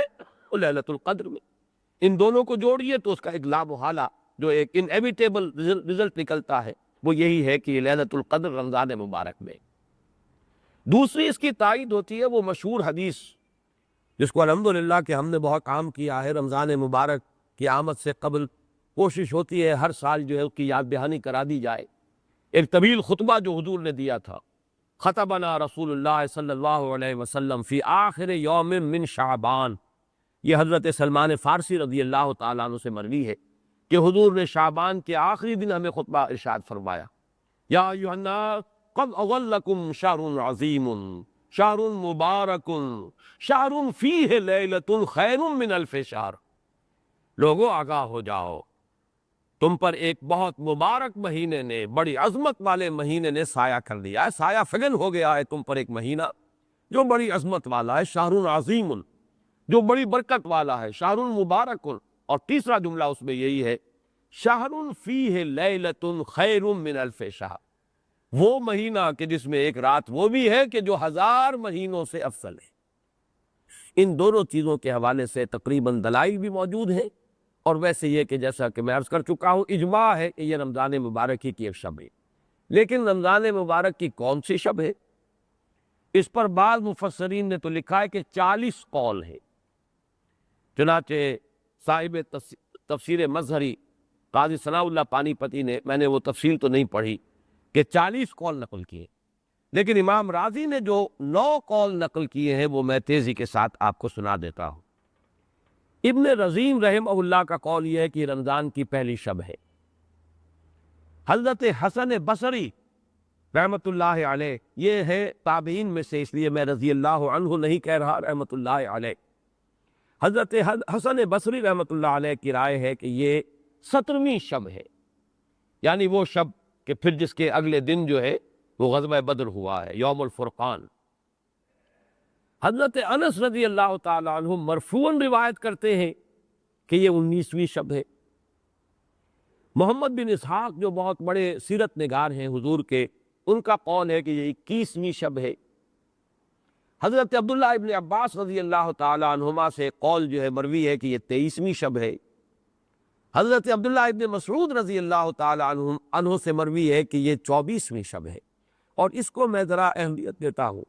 اس لیے کہ 24ویں شب جو ہے سورہ علق کی ابتدائی آیات کے نزول کے ضمن میں کچھ حساب کتاب کے جوڑنے سے 24ویں اور 25ویں شب کا بھی معاملہ جڑتا ہے، جو کہ میں نے آپ کو سورہ علق کے درس کے دوران بتایا تھا۔ اس کے بعد حضرت ابو ذر غفاری رضی اللہ تعالیٰ عنہ کا قول ہے کہ یہ 25ویں شب ہے۔ اس کے بعد حضرت ابی ابن کعب رضی اللہ تعالیٰ عنہ کا قول ہے، یہ وہ ہے جن کو کہ حضور نے خود فرمایا کہ اقرأہم ابی ابن کعب، قرآن مجید کے سب سے بڑے قاری حضرت ابی ابن کعب ہے رضی اللہ تعالیٰ عنہ، اور ان کے بھی سینے پر آپ نے تھپکی دی تھی کہ ایک سوال کیا آپ نے کہ سب سے عظیم سورت کون سی ہے، اور جب انہوں نے صحیح جواب دے دیا سورہ فاتحہ، تو پھر یہ کہ اس پر حضور نے تھپکی دی کہ تمہیں اللہ تعالیٰ نے بہت صحیح مناسبت عطا کی ہے علم کے ساتھ۔ ان کی اور صحابہ میں سے بہت سے لوگوں کی رائے، یہاں تک کہ یہ کہا جا سکتا ہے کہ بقیہ اقوال جو ہے وہ شاذ کے درجے میں ہے، اور یہ گویا کہ اگر اجماع نہ کہا جائے تو بہت حد تک اتفاق کے درجے میں ہے۔ یہ 27ویں شب ہے، اور اس 27ویں شب کے ضمن میں حضرت عبداللہ ابن عباس سے ایک روایت میں پہلے آپ کو بتا چکا ہوں کہ 23ویں شب، لیکن 27ویں شب کے ضمن میں جو مختلف روایات حضرت عبداللہ ابن عباس رضی اللہ تعالی عنہما سے مروی ہیں، ان میں بھی کچھ لطیف نکات ہیں، وہ میں بعد میں بیان کروں گا۔ اس کے بعد ایک شاذ قول اور بھی ہے کہ یہ 29ویں شب ہے، تو یہ گویا کہ 9 ہے اقوال، ان میں سے بعض جلیل القدر صحابہ کے ہیں، عبداللہ ابن مسعود، ابو ذر غفاری، ابن عباس، ابی ابن کعب،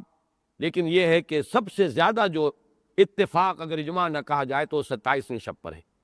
اس 27ویں شب کے بارے میں حضرت عبداللہ ابن عباس نے 3 نکتے بیان کیے۔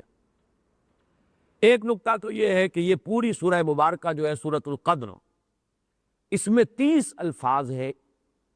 اور ان 30 الفاظ میں سے 27واں لفظ ہے ہیا حتی مطلع الفجر، یہ 27واں ہے۔ اس کے بعد سے گویا کہ انہوں نے ایک ربط قائم کیا ہے کہ یہ 27ویں شب ہے۔ ایک ہی بات انہوں نے یہ کہی ہے کہ اللہ تعالیٰ کو وطر محبوب ہے، اللہ وطر و یحب الوطر، اللہ خود بھی اکیلا ہے اور وطر کو پسند کرتا۔ پھر یہ کہ وطر جو ہے اب رمضان مبارک کے اندر اگر وہ وطر شمار کیے جائیں گے تو 14-15 وطر بن جائیں گے، لیکن اس میں چونکہ آخری عشرے کے بارے میں بہت سی روایات جو ہے ان کا تقریباً اجماع ہو جاتا ہے کہ آخری عشرے میں، تو آخری عشرے میں بھی 5 وطر آئیں گے، 21ویں، 23ویں، 25ویں، 27ویں، 29ویں۔ لیکن حضرت عبداللہ ابن عباس کہتے ہیں کہ 7 کا ہنسہ اللہ تعالیٰ کو بہت پسند ہے، اور بہت سی چیزیں جو ہیں عالم تکوینی میں بھی اور عالم تشریعی میں بھی بہت سی چیزیں وہ ہے کہ جو 7 کے ہندسے کے ساتھ وابستہ ہیں۔ 7 آسمان ہیں، 7 زمینیں ہیں، ہفتے کے 7 دن ہیں، طواف کے 7 شوط ہیں، سعی بین الصفا والمروہ وہ بھی 7 مرتبہ ہے، ادھر سے ادھر، ادھر سے ادھر 7۔ اسی طریقے سے سجدے کے اعضاء بھی 7 ہیں، تو اس سے انہوں نے پہلے وطر اور وطر کے بعد 7 کا ہنسہ، رمضان کے آخری عشرے کی وطر راتیں اور ان میں 7ویں رات یعنی 27ویں شب، وہ اپنے اس حساب کتاب سے بھی، اور جب انہوں نے یہ بات بیان کی تو حضرت عمر رضی اللہ تعالی عنہ نے ان کی تحسین کی تھی۔ آخری بات اور بھی کہی گئی ہے کہ لیلۃ القدر جو ہے اس کے اندر حروف کو اگر شمار کیا جائے تو 9 بنتے ہیں، اور یہ لیلۃ القدر اس سورہ مبارکہ میں 3 مرتبہ آیا ہے۔ انا انزلناہ فی لیلۃ القدر وما ادراک ما لیلۃ القدر لیلۃ القدر خیر من الف شہر، اس اعتبار سے بھی 3 کو ضرب دی جائے 9 سے تو وہ بھی 27 کا عدد بنتا ہے۔ بہرحال یہ میں نے جیسے کہ عرض کیا تھا کہ ان کا کوئی تعلق نہ صرف سے ہے، نہ نحو سے ہے، نہ روایات سے، لیکن بہرحال حضرت عبداللہ ابن عباس کا ایک ذوق ہے، اس کو آپ ذوقی باتیں بھی کہہ سکتے ہیں، لیکن یہ کہ حضرت عبداللہ ابن عباس کی ذوقی بات ہے، لہٰذا اس کا کم سے کم تذکرہ ہو جانا چاہیے۔ ایک بحث یہ ہے کہ اہی باقیۃ ام لا، کیا یہ رات جو اس کی عظمت تھی یہ باقی ہے، یا صرف وہی رات جو تھی جس میں کہ قرآن مجید نازل کیا گیا وہی عظمت کی حامل تھی، انا انزلناہ فی لیلۃ القدر، یا یہ کہ اب بھی ہر سال یہ رات آ رہی ہے تو اسی عظمت کی حامل ہے،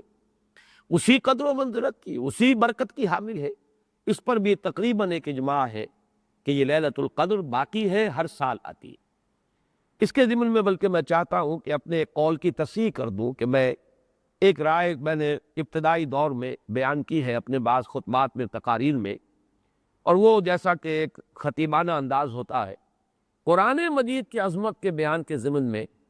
میں یہ باتیں، یہ بھی نکتے کے درجے کی باتیں ہوتی تھی اور وہ میں بیان کرتا رہا ہوں کہ قرآن ہے اصل عظمت کی حامل شے، جس رات میں یہ قرآن نازل ہوا وہ لیلۃ القدر بن گئی، گویا کہ لیلۃ القدر کی عظمت جو ہے وہ قرآن کی عظمت سے مستعار ہے۔ جس مہینے میں یہ نازل ہوا وہ مذہب جو ہے، وہ مہینہ جو ہے مبارک ہو گیا، شہر المبارک، اور وہ مہینہ جو ہے وہ روزے کی عظیم عبادت کے لیے مختص کر لیا گیا ہے۔ اسی طریقے سے جو دن اس کی تعلیم کے لیے خاص کیا گیا، جو جمعے کا دن جو ہے وہ در حقیقت تعلیم قرآن کے لیے، یتلو علیہم آیاتہ ویزکیہم ویعلمہم الکتاب والحکمہ، جو حضور کا عمل تھا اسی کو دوام عطا کیا گیا ہے خطبہ جمعہ کی صورت میں۔ وہ دن جو ہے وہ سید الایام بن گیا کہ ہفتے کے دنوں میں وہ سردار دن ہے، جمعے کا دن جو ہے وہ سردار ہے تمام دنوں کا۔ یہ بات اپنی جگہ پر صحیح ہے جہاں تک اصولی اعتبار سے، لیکن میں اس میں جو تصحیح کر رہا ہوں جزوی طور سے وہ یہ ہے کہ لیلۃ القدر کی عظمت جو ہے وہ خود اپنی جگہ پر ہے، فی نفسہا ہے، اپنے ہی مقام پر ہے، اپنی جگہ ہے، بجائے خود، جسے کہتے ہیں پارسی میں بجائے خود عظمت کی حامل ہے۔ اور اس کی عظمت کا مقام یہ بھی ہے کہ اس میں فیہا یفرق کل امر حکیم، تمام معاملات جو ہے اللہ کے فیصلے جو ہیں ان کو ایشو کر دیا جاتا ہے، وہ گویا کہ حوالے کر دیے جاتے ہیں، وہ فیصلے صادر ہو جاتے ہیں اللہ تعالیٰ کی جناب سے۔ تو یہ اس کی عظمت قدیم ہے۔ قرآن کا نزول اس کے ساتھ شامل کیا گیا ہے کہ اس عظیم رات کا انتخاب کیا گیا ہے قرآن کے نزول کے لیے۔ یہ میں چاہتا تھا کہ اپنے ان سابقہ بیانات کے ضمن میں یہ تصحیح جو ہے میں آپ کو نوٹ کرا دوں۔ دوسرے یہ کہ آیا اس کے ساتھ اس کا دن بھی اس عظمت میں شامل ہے یا نہیں؟ اس میں بھی اکثر مفسرین کا جواب یہ ہے کہ دن شامل ہے، اس لیے کہ قرآن مجید کا حساب کتاب، عرب کی تقویم، اس میں رات بول کر بھی دن رات مراد لیتے تھے اور یوم بول کر بھی دن رات مراد لیتے۔ یوم بھی 24 گھنٹے کے مجموعے کا نام ہے، اور جب رات کا تذکرہ آتا ہے تو رات بھی در حقیقت دن اور رات کے 24 گھنٹوں پر اس کا جو ہے اطلاق کیا جاتا ہے۔ جو دن آتا ہے رات کے بعد وہ اس رات کے تابع ہے۔ اس اعتبار سے یہ عظمت جو ہے صرف شب کے ساتھ نہیں ہے، بلکہ یہ کہ اس کے بعد آنے والا دن جو ہے وہ بھی اسی عظمت کا حامل ہے۔ اس سے ایک بہت بڑا مسئلہ حل ہو جاتا ہے کہ جو اس دور میں خاص طور پر بہت سے لوگوں کے ذہنوں کو پریشان کر سکتا ہے، اور وہ یہ کہ جب کہ مکے میں یا عرب میں رات ہے تو امریکہ میں وہ دن ہے۔ وہ دن، یا اگر وہ رات آئے گی تو ابھی اس کے کچھ 12 گھنٹے کے بعد وہاں پر رات آئے گی۔ اس اعتبار سے دن جو ہے وہ بھی جب شامل ہو گیا اس کے ساتھ تو معلوم ہوا کہ کرۂ ارضی کا کوئی حصہ بھی، کوئی نقطہ بھی اس برکت اور اس قدر و منزلت سے محروم نہیں رہے گا، اس لیے کہ دن کے رات کے ساتھ وہ دن جو ہے طبعاً شامل ہے۔ اب آئیے کہ یہ خیر من الف شہر، اس سے کیا مراد ہے؟ دو باتیں تو اس میں بالکل واضح ہیں۔ ایک تو اس اعتبار سے کہ اس میں جو عبادت کی جائے، استغفار کیا جائے، ذکر کیا جائے، اس کی قدر و منزلت، اس کے لیے ایک تعبیر ہے، جو انداز اسلوب بیان اختیار کیا گیا وہ یہ ہے، اس سے مراد وہ 1000 مہینے جو ہے گنتی کے 1000 مہینے نہیں ہیں۔ اس کو جن لوگوں نے حساب کر کے 83 برس اور کچھ مہینے نکالے ہوئے تو وہ در حقیقت یہ حساب کتاب نہیں ہوتا۔ عربی زبان میں کہیں 100، کہیں 70، کہیں 1000، یہ کثرت کی تعبیر کے لیے آتے۔ تو معلوم ہوا کہ بہت زیادہ اجر و ثواب ہے عبادت کا، دعا کی قبولیت کا بہت قوی امکان ہے اس شب مبارک میں، اور یہ کہ تقرب الی اللہ کے لیے انسان کوئی کوشاں ہو تو اس کی پیش رفت جو ہے اس شب میں جو ہے وہ بقیہ دنوں اور بقیہ راتوں کی نسبت سے بہت زیادہ ہوگی۔ اس میں جو ایک اشکال پیدا ہوتا ہے ذہن میں کہ آخر کیا سبب ہے کہ بعض خاص جو دن ہیں یا بعض خاص مہینے ہیں ان کی جو خاص جو فضیلت ہے، تو اس کو میں سمجھتا ہوں کہ بہت عمدگی سے ہمارے مفسرین نے سمجھایا ہے کہ عالم مادی میں بھی ہم یہ چیز دیکھتے ہیں کہ مناسبت ہوتی ہے۔ کوئی فصل ہے گندم کی، اب آپ اگر اس کو غلط موسم میں اگر بو دیں گے تو آپ کا بیج ضائع ہو جائے گا۔ مناسبت ہے، ایک صحیح وقت ہے اس کا، اسی میں اگر وہ فصل جو ہے وہ بوئی جائے گی تو وہ مثمر ہوگی، اس سے آپ کو فصل حاصل ہو جائے گی۔ لیکن اگر آپ نے غیر وقت میں وہی بیج بہترین ہو، دانہ عمدہ سے عمدہ ہو، زمین اچھی سے اچھی ہو، لیکن یہ کہ موسم اگر آپ نے غلط چن لیا ہے تو گویا کہ مناسبت جو ہے اوقات، دنوں، ایام، راتوں،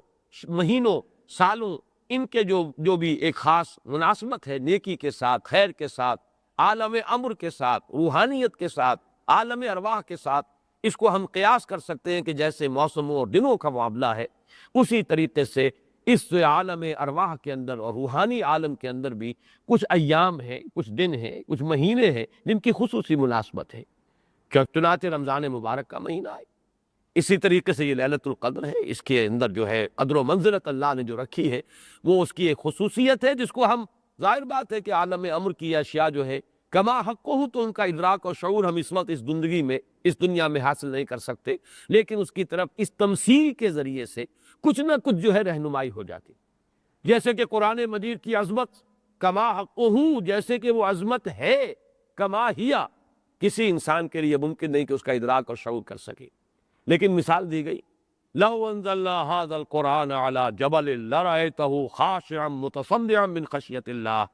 وتلك الامثال نضربها للناس لعلهم يتفكرون۔ یہ مثالیں ہم بیان کر دیتے ہیں لوگوں کے لیے کہ جو معاملات، جو امور، جو لطیف حقائق ان کے ادراک و شعور سے ماوراء ہیں، بلندتر ہیں،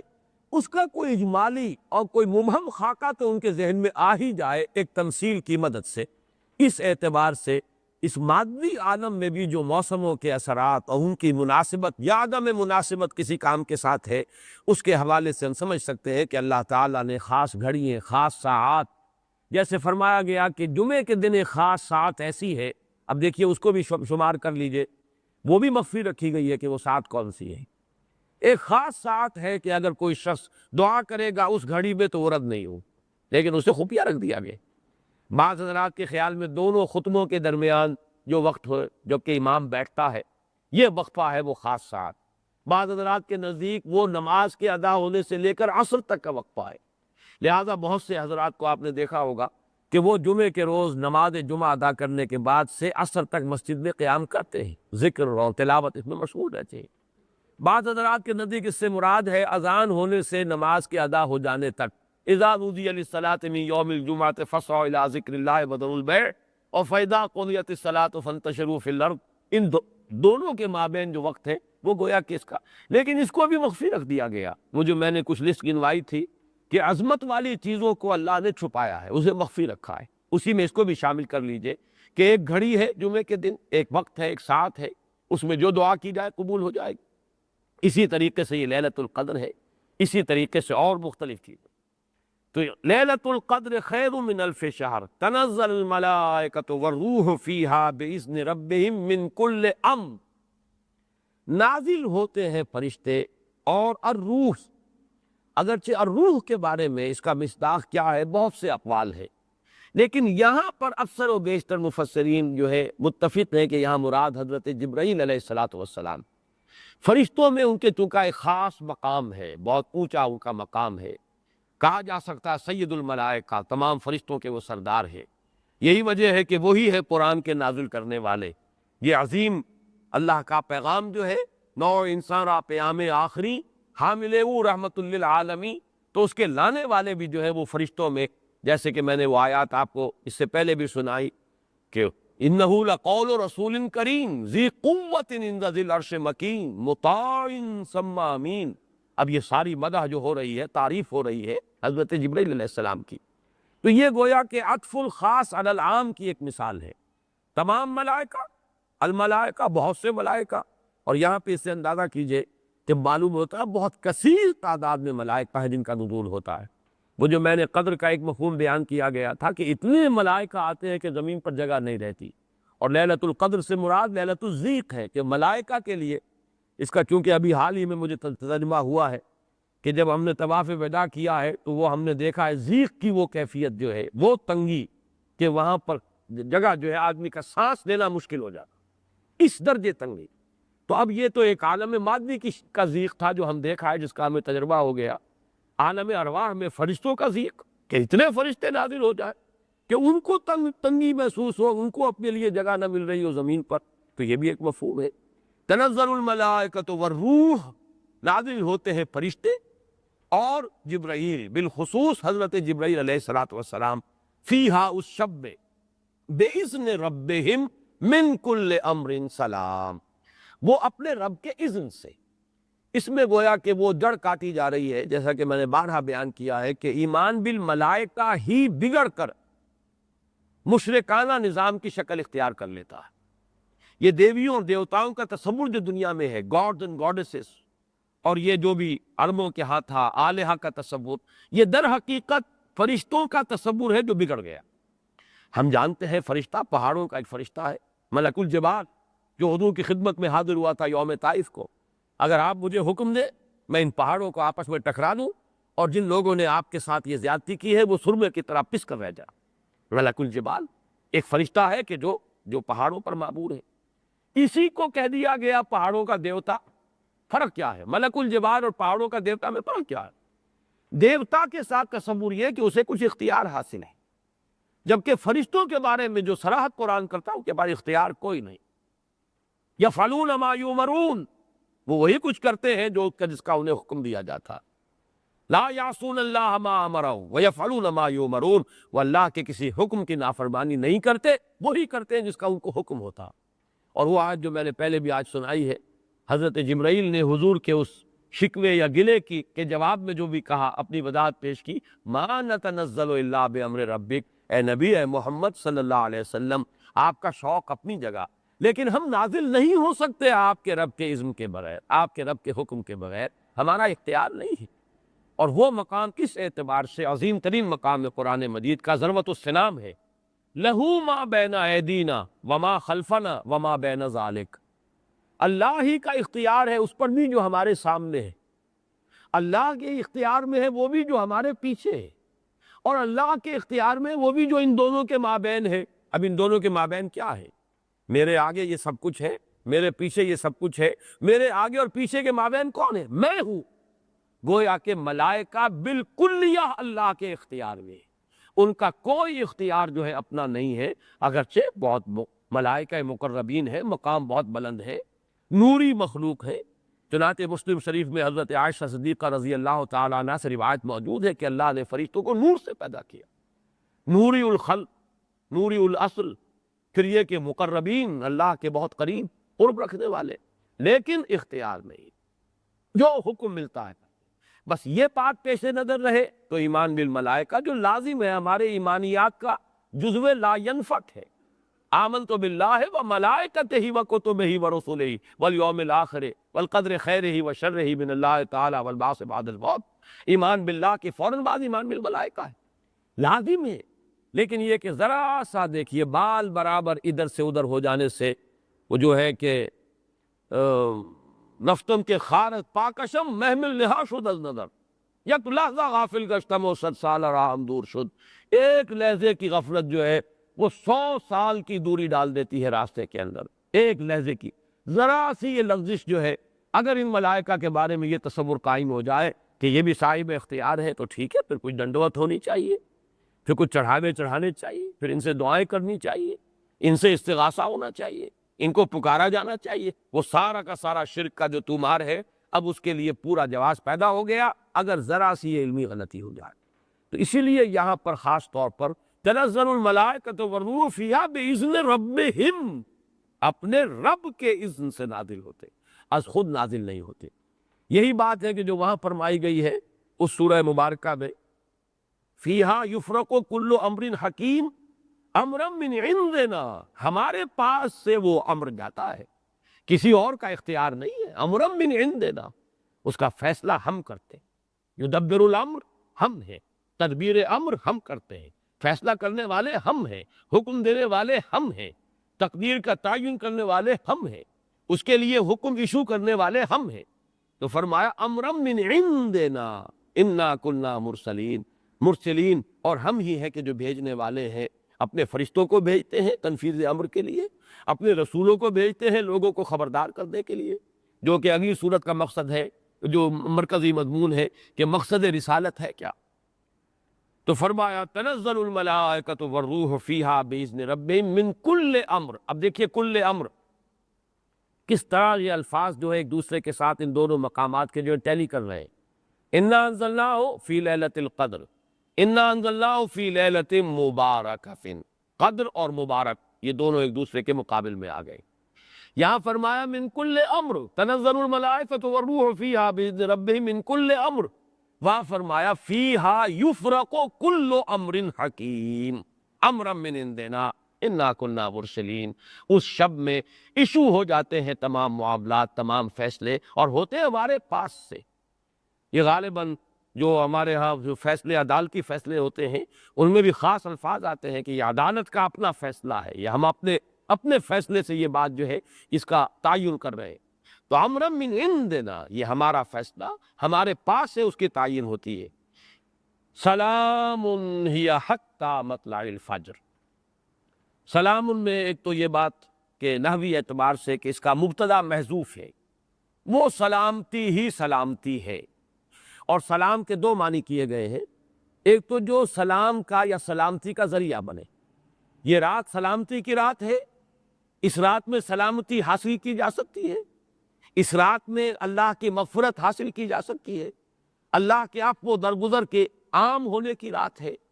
ایک یہ کہ اس رات میں مولانا اصلاحی صاحب نے ایک بڑا پیارا لفظ استعمال کیا ہے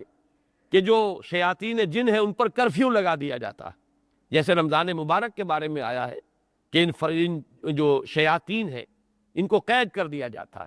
یعنی یہ کہ برائی کے جو محرکات و دوائی ہیں ان میں کمی آ جاتی ہے،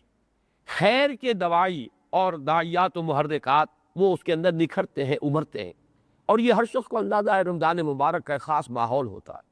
اس میں واقعہ یہ ہے کہ اگرچہ بدطینت لوگ اس میں بھی بد کرداری کا معاملہ کرتے ہیں، لیکن یہ کہ طبیعت جو عام ماحول اس ماہ مبارک کا ہوتا ہے اس میں خیر کا کرنا نسبتاً بہت آسان دوسرے دنوں کے مقابلے میں، اور برائی کی طرف میلان جو ہے وہ زیادہ ہی شدید ہوگا تو شاید اس کا جو ہے اظہار ہو جائے، ورنہ عام طور پر برائی کے میلانات جو ہیں ان میں کمی پیدا ہو جاتی ہے۔ تو سلام ایک تو اس معنی میں کہ سلامتی حاصل کرنے والی رات، دوسرے یہ کہ اس رات میں سلامتی ہوتی ہے کہ جنات جو ہے شیاطین جن ان کے اوپر پابندیاں ہیں، قدغنے ہیں، اور ایک یہ لفظ لایا گیا ہے سالم کے معنی میں، سالم پوری رات، یہ پوری رات کا معاملہ ہے، اس کی کوئی خاص ساعت نہیں ہے۔ اس میں گویا کہ خاص دلجوئی کی جا رہی ہے کہ اگر کوئی شخص پوری رات میں نہیں بھی جاگ سکا لیکن اگر طبیعت میں انشراح ہو جائے کسی اس کی ایک ساعت میں، کسی ایک حصے میں، تو وہ یہ سمجھے کہ وہ محروم نہیں رہا، اسے اس رات کی سعادتوں اور برکات میں سے حصہ مل جائے گا۔ ہی حتی مطلع الفجر، اور یہ رات جو ہے یہ فجر کے طلوع ہونے تک یہ برکات کا نزول، فرشتوں کا نزول، خیر و سعادت، سلامتی کا حصول، یہ تمام چیزیں جو ہے اس رات کے آخری جو سرحد ہے مطلع فجر، طلوع فجر تک یہ تمام کیفیات برقرار رہتی ہیں۔ اللہ تعالی ہم سب کو یہ لیلہ قدر اور لیلہ مبارکہ جو ہے اس کی برکات سے اور اس کی قدر و منزلت سے اور اس کے خیرات و حسنات سے متمتع ہونے کی توفیق عطا فرمائے۔ بارک اللہ لی و لکم فی القرآن العظیم ونفعنی وإیاکم بالآیات